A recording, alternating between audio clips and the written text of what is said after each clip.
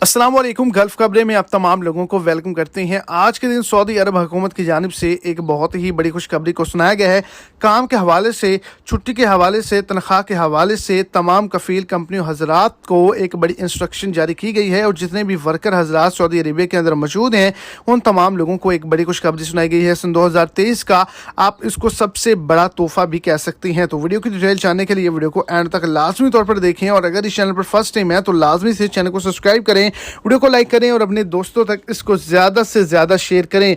तो वो तमाम लोग जो कि सऊदी अरेबिया के अंदर मौजूद हैं, सऊदी अरब हुकूमत की जानिब से कहा गया है अगर किसी गैर मुल्की पर 1000 रियाल तक का जुर्माना है तो उसको वो मुकम्मल तौर पे माफ़ करवा सकता है और जितने भी लोग छुट्टी पर आएंगे उनको तनख्वाह के हवाले से टिकट के साथ उनको 1000 रियाल का इजाफी बोनस भी दिया जाएगा।